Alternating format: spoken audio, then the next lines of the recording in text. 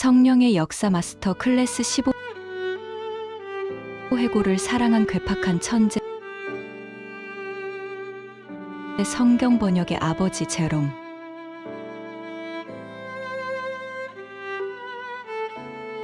여러분 안녕하십니까? 성령의 역사 마스터 클래스 15번째 시간입니다. 지난 시간 우리는 나지안주스의 그레고리우스를 통해 도망자였던 시인이 어떻게 신학의 황제가 되었는지 보았습니다. 오늘은 그레고리우스가 살았던 동시대를 호령했지만 그와는 정반대의 성격을 가진 한 남자를 만나러 갑니다.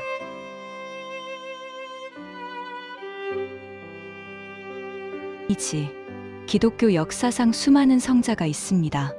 대부분은 인자하고 온유하며 사랑이 넘치는 모습으로 그려집니다. 하지만 오늘 우리가 만날 이 사람은 다릅니다.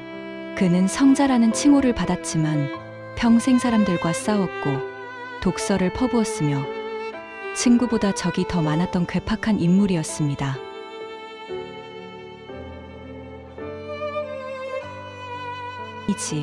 그의 곁에는 항상 두 가지 물건이 있었습니다.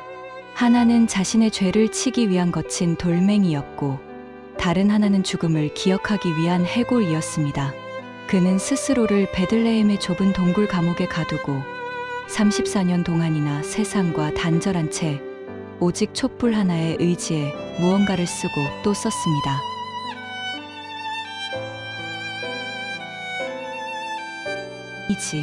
그가 바로 서양 기독교 지성의 거대한 산맥이자 오늘날 우리가 읽는 성경의 뼈대를 만든 위대한 번역가 제롬, 라틴어 이름으로는 히에로니무스입니다. 도대체 무엇이 이토록 까칠하고 예민한 천재를 사막의 동굴로 몰아넣었을까요? 그리고 그가 남긴 불가타 성경은 어떻게 1000년 동안 유럽의 영혼을 지배하게 되었을까요? 잉크 대신 피를 찍어 쓴 것 같았던 그의 치열한 삶의 현장으로 여러분을 초대합니다.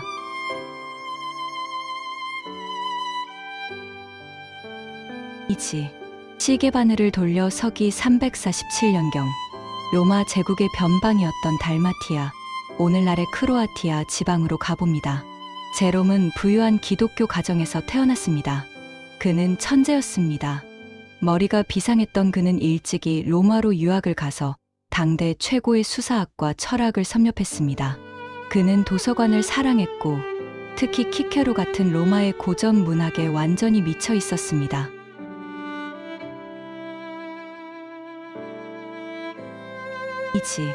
젊은 제롬에게 성경은 너무나 투박하고 촌스러운 책이었습니다. 세련되고 화려한 라틴어 문장에 익숙해져 있던 그가 보기에 히브리어 투박한 문체로 쓰인 구약 성경이나 서민들의 언어로 쓰인 신약 성경은 문학적으로 수준 이하로 보였던 것입니다. 그는 교회에 나가긴 했지만 그의 영혼은 예수님보다 키케로와 플라톤을 더 사랑했습니다. 그는 낮에는 기독교인인 척했지만 밤에는 이교도의 책을 읽으며 황홀경에 빠졌습니다.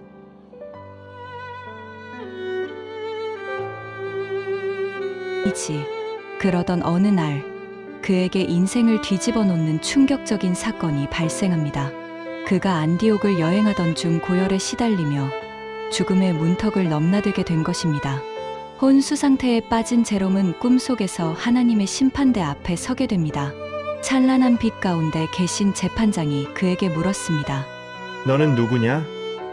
제롬은 자신 있게 대답했습니다. 저는 그리스도인입니다. 그때 천둥 같은 호통이 떨어졌습니다. 거짓말하지 마라! 너는 그리스도인이 아니다. 너는 키케로의 추종자다. 내 보물이 있는 곳에 내 마음도 있다. 너는 성경보다 고전 문학을 더 사랑하지 않느냐?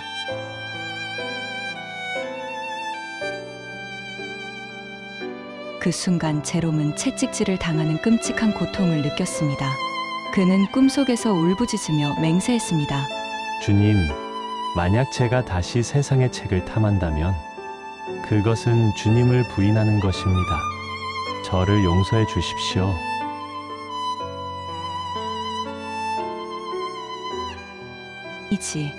땀범벅이 되어 잠에서 깬 제롬. 그것은 단순한 개꿈이 아니었습니다. 그의 어깨에는 실제로 채찍을 맞은 듯한 자국이 남아 있었다고 전해집니다. 이 사건 이후 제롬은 완전히 다른 사람이 되었습니다. 그는 자신이 그토록 아끼던 고전책들을 다 버리고 오직 성경만을 파고들기로 결단합니다. 그리고 자신의 영혼을 정화하기 위해 시리아의 칼키스 사막으로 들어갑니다.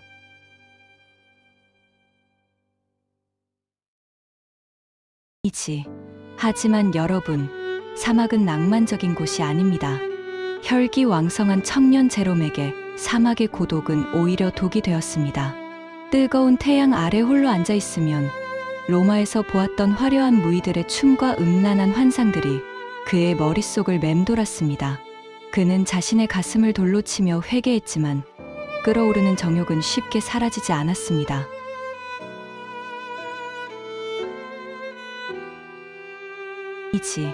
그때 제롬은 아주 독특한 처방전을 스스로에게 내립니다.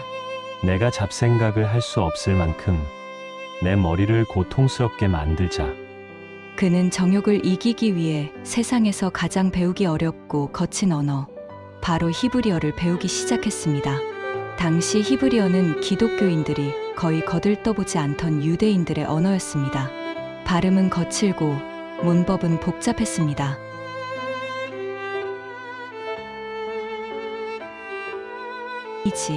제롬은 유대인 랍비를 스승으로 모시고 히브리어를 배웠습니다. 그는 기록하기를 나는 로마의 달콤한 시를 읽던 입으로 거칠고 쉭쉭거리는 소리가 나는 히브리어를 발음하느라 입안이 헐었다. 라고 했습니다. 그는 성욕이 올라올 때마다 히브리어 단어를 외웠습니다. 육체의 정욕을 지식의 고통으로 덮어버린 것입니다. 그런데 이 처절한 몸부림이 훗날 그를 기독교 역사상 최고의 히브리어 전문가로 만들 줄은 아무도 몰랐습니다.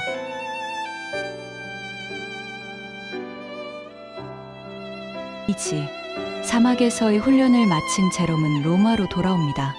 당시 교황이었던 다마수스 1세는 이 괴팍하지만 천재적인 제롬을 눈여겨보았습니다. 당시 로마 교회에는 심각한 문제가 있었습니다. 성경이 없었던 것은 아니지만 라틴어 번역본들이 중구난방이었습니다. 여기서는 이렇게 번역하고 저기서는 저렇게 번역해서 도대체 어느 것이 진짜 하나님의 말씀인지 알 수가 없었습니다.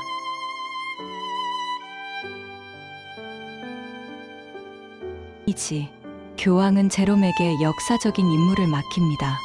제롬, 자네가 신구약 성경을 통틀어 완벽한 라틴어 표준 성경을 만들어주게. 이것은 영광스러운 임무였지만 동시에 독이 든 성배였습니다. 이미 익숙해진 성경을 새로 번역한다는 것은 수많은 사람의 비난을 감수해야 하는 일이었기 때문입니다.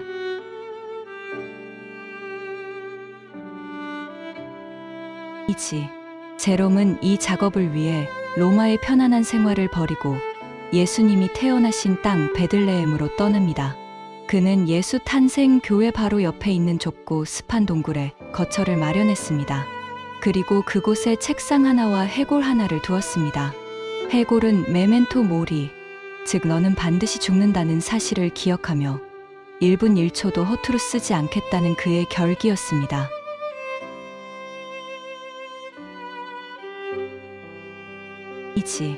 그는 그 동굴에서 무려 34년 동안 나오지 않았습니다. 그는 구약 성경을 번역하기 위해 당시 기독교의 전통이었던 70인역을 대본으로 삼지 않고 원본인 히브리어 성경을 직접 번역하는 파격적인 선택을 합니다.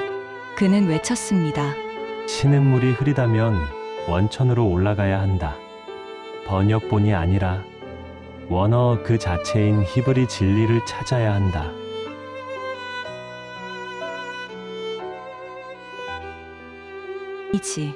이것은 당시로서는 혁명이자 신성모독에 가까운 도전이었습니다. 사람들은 70인역 성경을 사도들이 보던 성경이라 하여 절대시하고 있었습니다. 그런데 제롬이 감히 히브리어 원문을 가져와서 기존의 번역이 틀렸다고 고치기 시작한 것입니다. 예를 들어 요나서에 나오는 박넝쿨을 기존 성경은 호박이라고 번역했지만 제롬은 히브리어 원어를 연구한 끝에 담쟁이 덩굴로 고쳤습니다.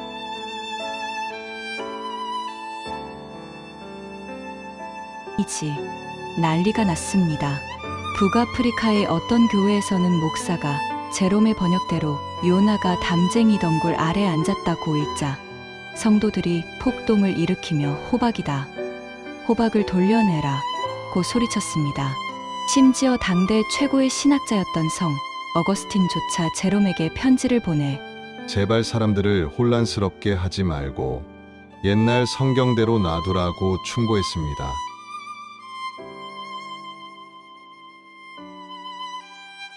이지.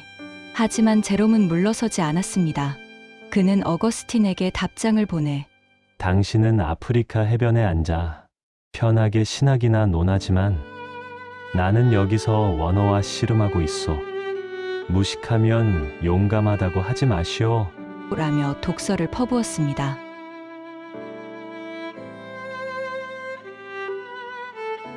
그는 진리 앞에서는 교황도, 친구도, 대중도 없었습니다.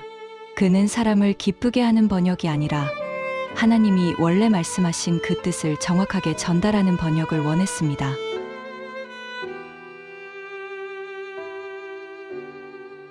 이지.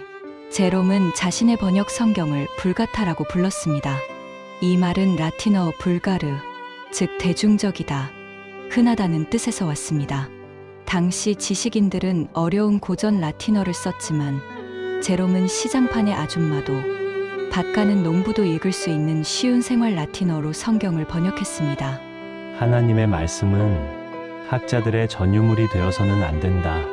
모든 평범한 사람들이 읽고 이해할 수 있어야 한다. 이것이 그의 철학이었습니다.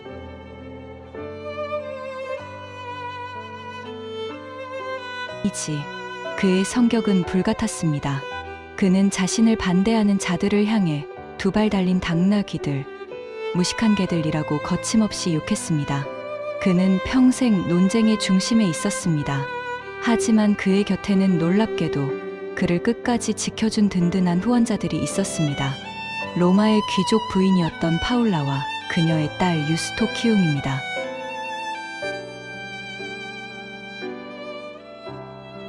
이지. 이 여인들은 제롬의 거친 성격 뒤에 숨겨진 진리에 대한 순수한 열정을 보았습니다. 그녀들은 전 재산을 팔아 베들레헴으로 따라왔고 제롬이 번역에만 집중할 수 있도록 먹이고 입히며 도왔습니다. 제롬은 여성을 무시하던 당시 사회 분위기 속에서도 이 여성들을 동역자로 인정하고 히브리어를 가르쳤습니다. 불가타 성경은 제롬의 뇌와 파울라의 손길이 합쳐져 만들어진 기적의 합작품이었습니다.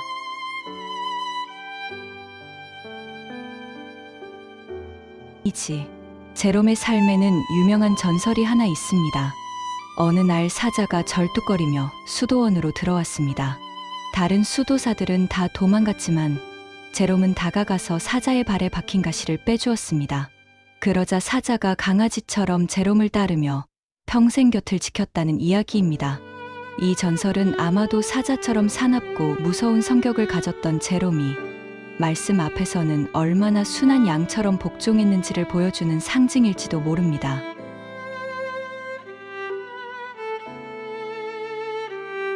이지. 세월이 흘러 420년, 제롬의 나이 70세가 넘었습니다. 그의 눈은 침침해졌고 몸은 쇠약해져서 누워서 구슬로 번역을 이어갔습니다. 그가 죽기 직전까지 몰두했던 것은 예레미야서 주석이었습니다. 눈물의 선지자 예레미야의 심정이 자신의 심정과 같았기 때문일까요?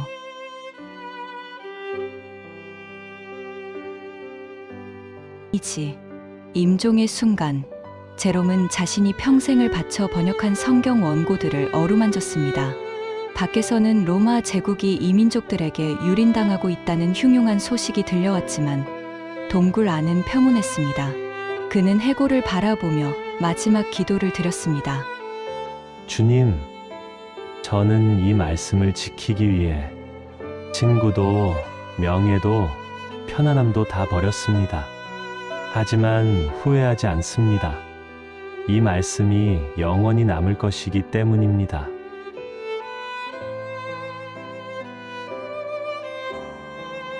이지. 제롬이 죽고 난 뒤 사람들은 그가 옳았음을 깨달았습니다. 그가 번역한 불가타 성경은 그 후 1000년 동안 서양 기독교의 유일한 표준 성경이 되었습니다. 마틴 루터가 독일어로 성경을 번역할 때도, 킹 제임스 성경이 만들어질 때도 그 기본 텍스트는 바로 제롬의 불가타였습니다. 오늘날 우리가 읽는 성경의 장과 절, 그리고 신학적 용어의 대부분이 그 베들레헴 동굴에서 탄생했습니다.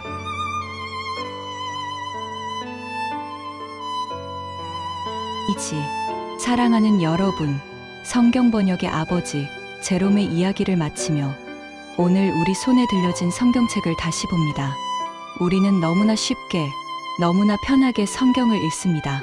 스마트폰만 켜면 수십 가지 번역본이 쏟아져 나옵니다. 하지만 이 한 권의 책이 우리에게 오기까지 누군가는 평생을 동굴에 갇혀 피를 토하며 원어와 씨름했고, 누군가는 호박이냐 담쟁이 덩굴이냐를 놓고 돌에 맞을 각오로 진리를 사수했습니다.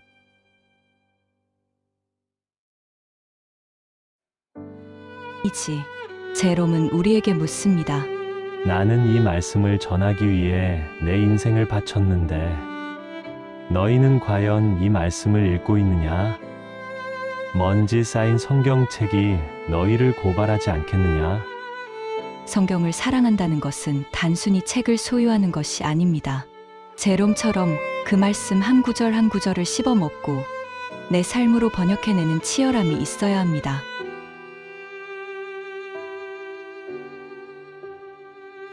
이지, 오늘 밤 제롬의 동굴을 기억하십시오. 세상의 화려한 조명보다 촛불 하나 켜진 그 동굴이 더 위대했던 이유는 그곳에 하나님의 말씀이 있었기 때문입니다.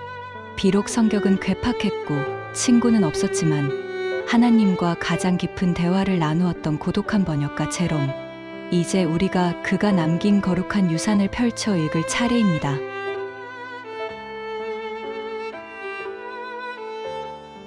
이지, 해골을 책상에 두고 죽음을 기억하며 말씀을 번역했던 제롬의 이야기가 나태해진 우리의 신앙의 거룩한 채찍질이 되었기를 바랍니다.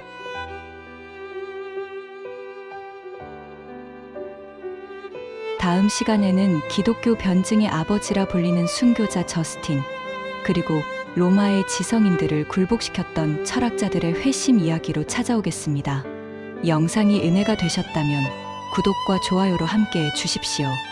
여러분의 작은 응원이 믿음의 유산을 다음 세대로 전하는 큰 힘이 됩니다. 감사합니다.